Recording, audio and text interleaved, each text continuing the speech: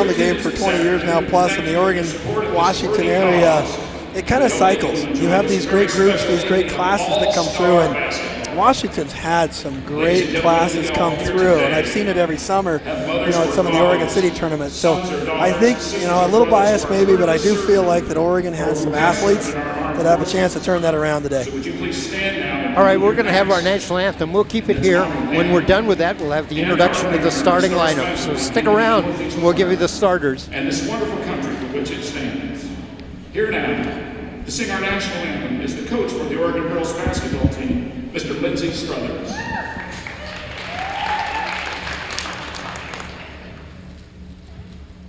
Oh, say, can you see by the dawn's early light what so proudly we hailed at the twilight's last gleam, whose broad stripes and bright stars through the perilous height o'er the ramparts we watched were so gallantly streamed, and the rockets red glare, the bombs bursting in air, gave through the night that our flag was still there. Oh, say, does that star-spangled banner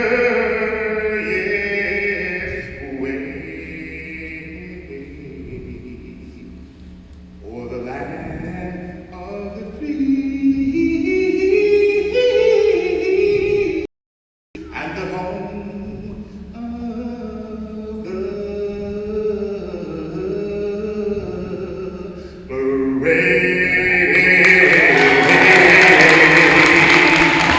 All right, that was our national anthem, sang by the head coach of the Oregon girls team, Lindsey Struthers. I guess it's a big deal. You coach the team and sing the anthem. Lindsey is a character, I'll tell you. Knowing him really well for the last, 15 years, he is full of surprises. Not only was he a great basketball coach, really a mentor for a lot of young women and men in the Oregon area, but he's a pretty talented singer. All right, we're at Liberty High School, and we're going to get the starting lineups. Women's All-Star game. Representing the state of Oregon, she's a 6'2" senior from Glencoe High School. 17 6A Metro Conference first team and 6A Metro Conference Player of the Year.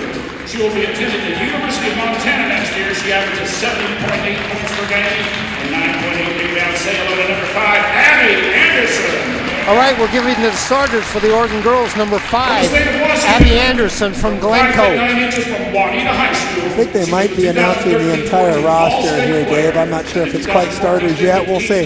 Most valuable player, King County Defensive MVP in all region for 2 straight years.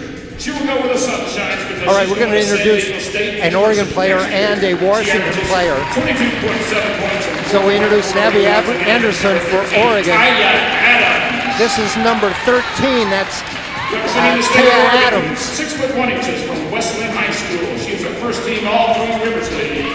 Team captain, Oregon Indian All-Tournament Team, Western Canadian Championship. She is a member of the National Honor Society, and she will attend Concordia University in Irvine. All right, the next player for Oregon. 12.4 points and 10.8 rebounds. Number 13, Kennedy Fulcher.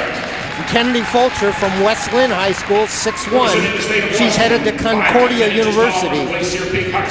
I'm sorry, California. Irvine is where she's headed. Wesco 4A first team all Wesco. When we introduced Abby Anderson before, she's headed to the University of Montana. And 20th nationwide. She is a member of the National Honor Society. She will be playing for the University of Arizona Wildcats this fall. She averages 14.3 points. Again, who's number 12, Sammy Fatkin.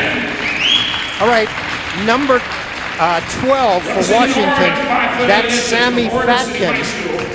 And by the way, she's headed to the University of Arizona. Another BCS kid, those power conferences. 2015 and 16. She's a volunteer at the Church of the Nazarene and Brad Smith's basketball camp. She will be going for the Sunshines because she's going to be. All right, Coach, you got to be proud of that introduction. Number 3 for Oregon. Number 3, India. 5 5'8" from Oregon City. And that kid could do a little bit of everything. Score, she could defend. She is headed to the University of New Mexico. Or I think that kids consider college, and she picked the one that really fit her style, both basketball and academics. Maybe the grittiest girl player I saw all year long. Certainly there were some games when she single-handedly kind of put us on her back and took us to that state championship game. All right, number 52 for the Washington team, and that's Kendall Bird. She's a McDonald's All-American nominee and first-team All-State tournament. She's the Northwest Oregon Conference Co-Player of the Year, also the 5A State Player of the Year. And this is the 5A State Player of the Year in Oregon. 13.1 points. Number 1, that is Aaliyah Goodman. She's 5'9" from LaSalle, and she is headed to Oregon State University. In the state of Washington, 6 feet tall from Kashmere High School. She's a first-team All-Caribou Trail League, All-Tournament 1A. She's a member of the National Honor Society. She's averaging 14 points and 8.9 rebounds a game. She will be attending Lewis and Clark State University this fall. Number 14, Abby Johnson. Number 14 for Washington, that's Abby Johnson. Representing the state of Oregon. She's 5'9" from Southridge High School. She is a first-team All-Metro League. Listen, folks, get used to saluting. All right, a first-team All-Metro League player in Oregon. Colorado this fall. She averages 11.3 points. That is number 10, Kaylin Immel, 5'9" from Southridge. And to her recognition, she's going to the Air Force Academy. Yeah, really solid player. Made a big difference for them in their state title run this year. Kind of can do a little bit of everything. 2017 4A Player of the Year. She's the 2017 WIAA Hardwood Classic First Team All-Tournament. The Everett Herald 2017 First Team All-Area Team. She is on the honor roll. She will be attending Brigham University this next fall in Provo, Utah. She averages 16 points. All right, for Washington, number 3, Paisley Johnson. Paisley Johnson.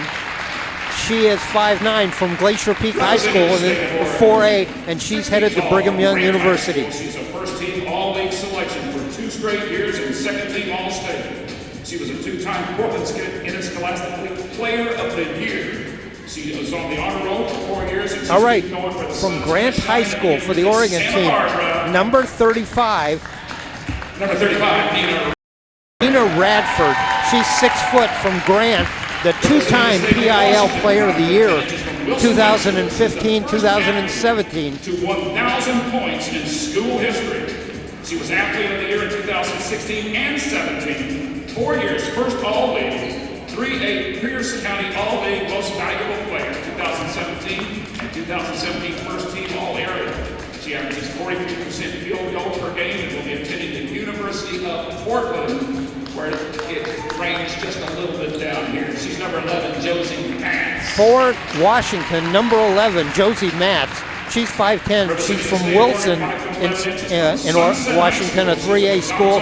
And good news for the local fans here, she's going to attend the University of Portland. Yeah, one thing that Washington just has those 4 levels, so 3A is just one above, whereas Oregon with the 6 classes, so it's a little different when you look at that.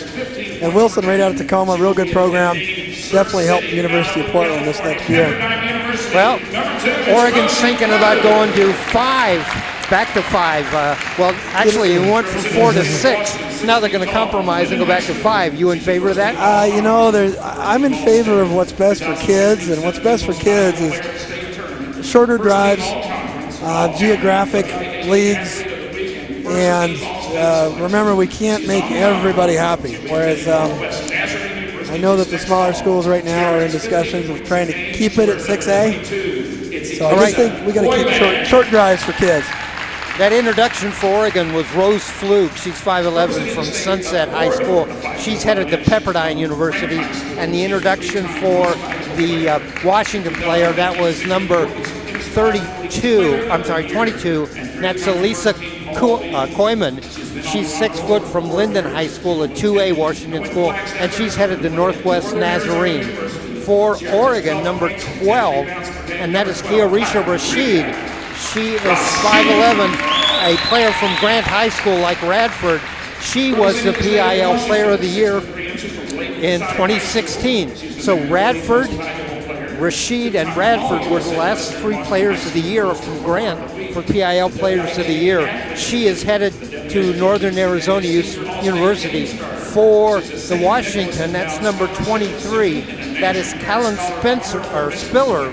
And Spiller is 6'3" from Lakeside High School, a 3A school, and she will be attending Seattle University. Yep, she's going to play both basketball and volleyball, according to the bio there. So that ought to be an interesting. She must be a heck of an athlete. She's 6'3", and she's a muscular-looking player.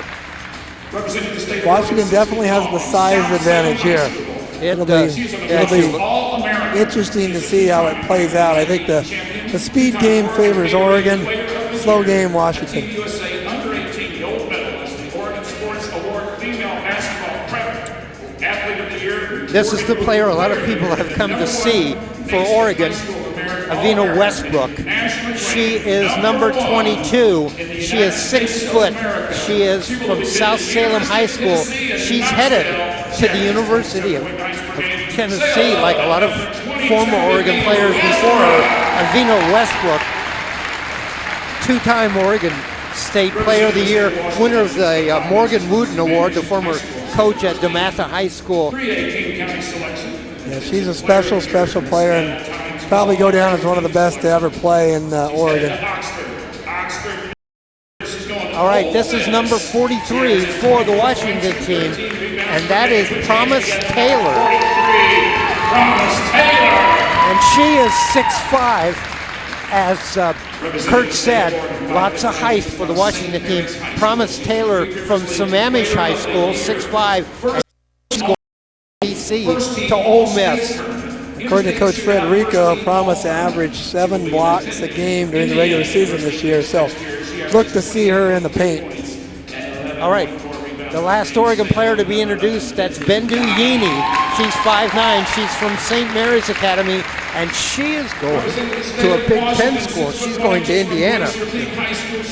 Bendu is a ton of fun to watch. A couple 40-point games this year, so we have got some speed out there. Player for the Washington girls, number 25, that is Kayla Watkins. And Kayla Watkins, 6 foot from Glacier Peak, 3 girls from Glacier Peak High School, and Watkins is going to head to Weber State. Head coach of the Washington team, Fred Rico. He has I'm not quite sure, but he might have a son on the boys team. We'll have to confirm that. Yeah, his son, I did confirm it. His son's on the boys team tonight, and he will go down to BYU and become the place kicker for the Cougars after he goes on a 2-year mission. So a little connection there, boys and girls this year. All right, we're just about ready to get started. 2 20-minute halves in this game. Lindsey Struthers, the coach of the Oregon team, meeting with the team down there.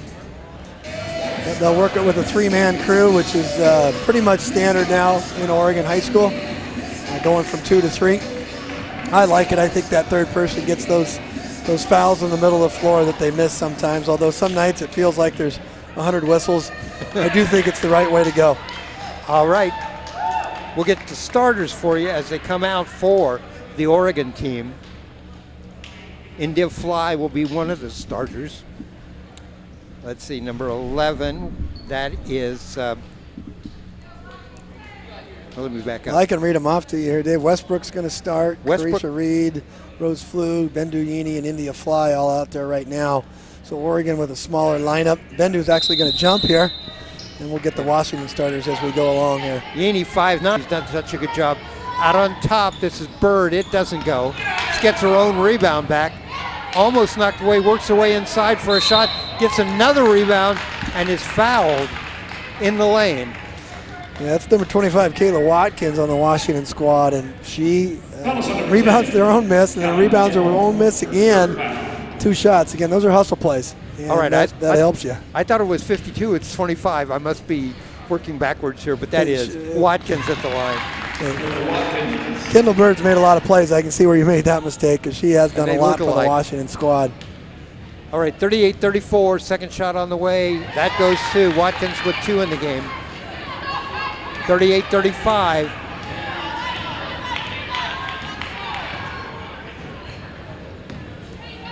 Oregon.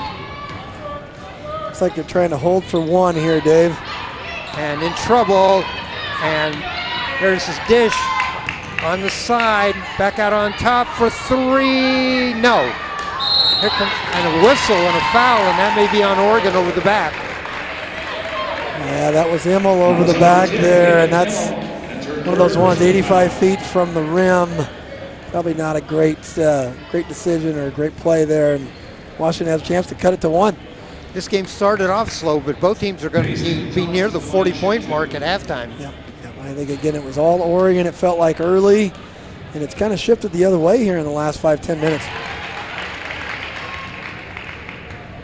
All right, first free throw is good. Takes the lead to 2, 38-36. 3 seconds left to go here. Second shot on the way, and that goes. That's Paisley Johnson with 2 free throws. The lead is 1, 38-37, and there's a long attempt, doesn't go. So we are set at halftime. Our score at halftime, Oregon 38, Washington 37 in the Merritt Truax Memorial Northwest Shootout. And what a interestingly played first half. Some real standouts. Oregon got off to a great start. When Washington put in Promise Taylor, each time they put her in, she was effective on defense. Of course, she's 6'5", and then get the lead. The lead was 31-19. Washington came back and got this lead to 1 at 38-37. Let's see, Ryan, we need to take a break. We need to take a 30-second timeout. When we come back, Kurt and I will be back. I'll recap the scoring for you quickly, and then we'll talk about the first half.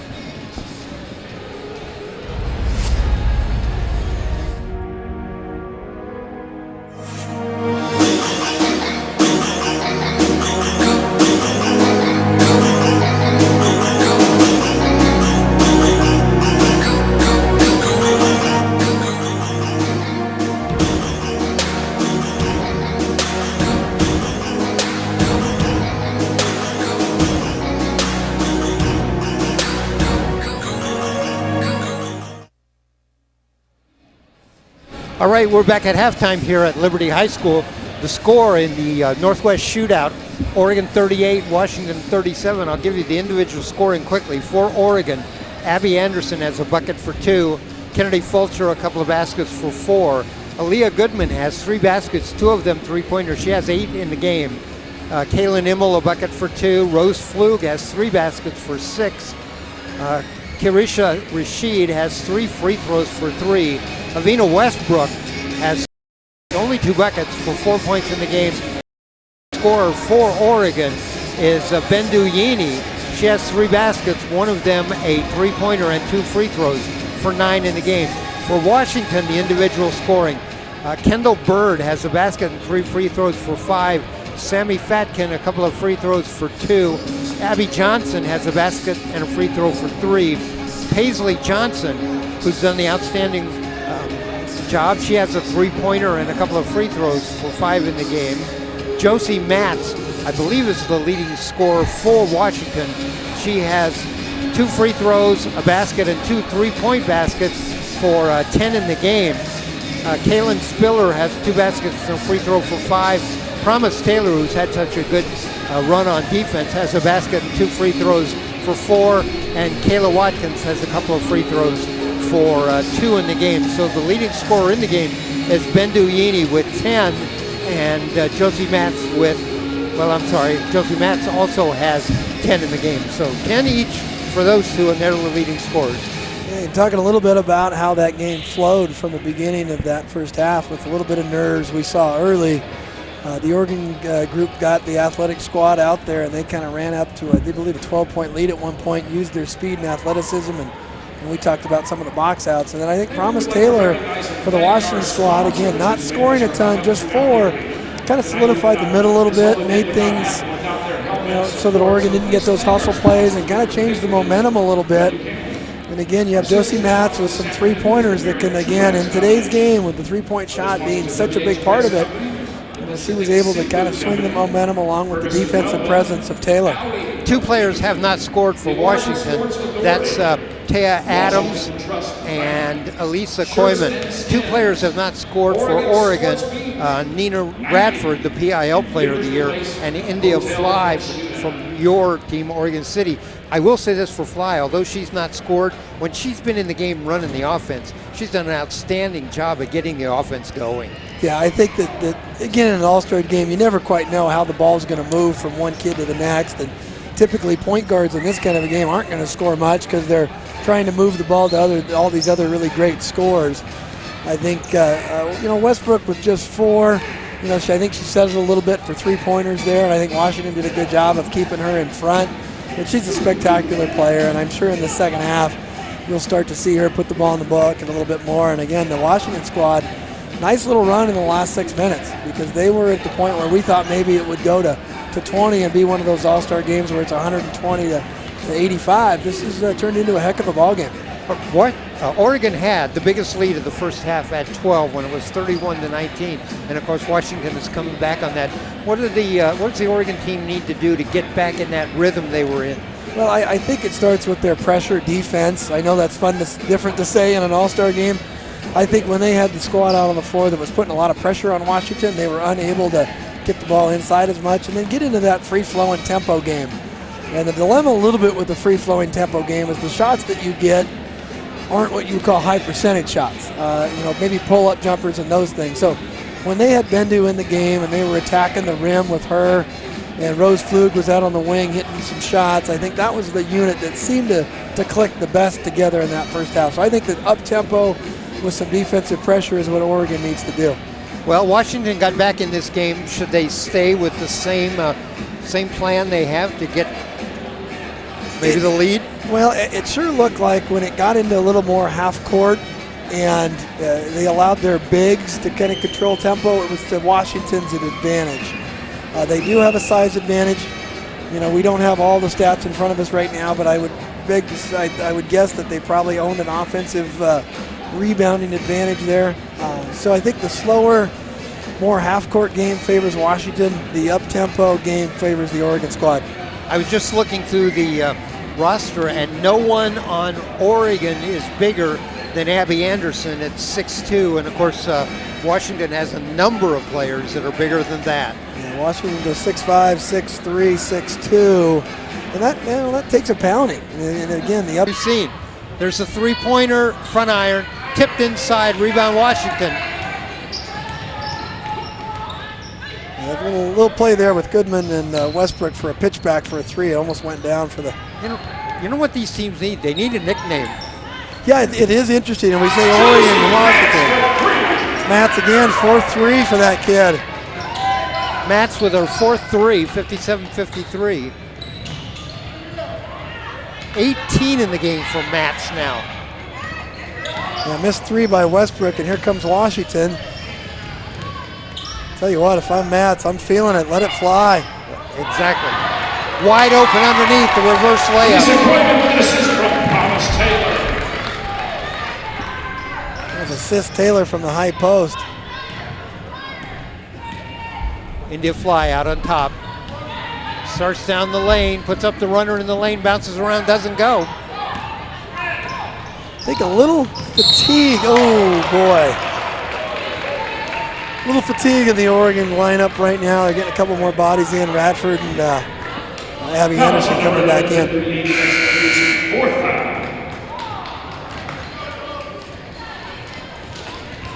Another little nickel dimer there on Bendu, and she has to take a seat. Bendu Yini takes a seat. 57-55, the lead is 2 now. There's Aaliyah Goodman for Oregon trying to guard a 6'3" post there, Kellen Spiller. Fly stays in. There's a 3-point attempt drilled. That was Radford, and that was her first bucket of the night, I believe. That is. Everybody on Oregon has scored now. Nice block that time. That was Abby Anderson. She is the tallest player on the Oregon team. She's got a block. Everybody on Oregon has scored. Everybody on Washington has scored. Nice block defensively. May have been a foul, though. That was on number 35, Yeah, you know, you don't have a ton of time to put in out of bounds plays and stuff, so both coaches, it looks like, have gone to just some simple but effective ideas on their out of bounds plays. I think India Fly has been in the game since the start of the half, and she's working now on about 8 straight minutes. Yeah. And she is coming out. All those morning workouts paying off for her, getting in shape for this tournament or this one day. Abby Johnson hits a free throw. She has 4 in the game, 60-56 Oregon. Westbrook kind of running the point right now. Little horn set, Radford short.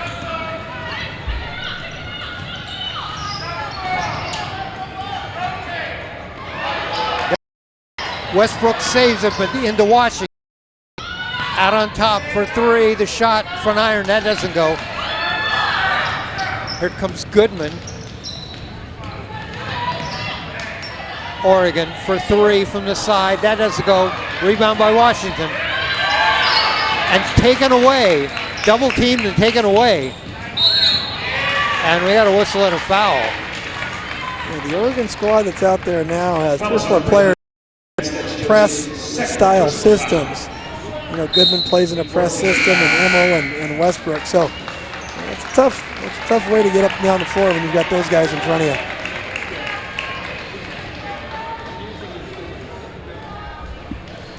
Well, if I'm Washington, I might try to set up mats a couple more times. Set 4-3. You'd think so. Maybe out of a timeout, Coach Rico can come up with something to get her a look. And right now, it's pretty free flowing. And that ball is going to go out of bounds.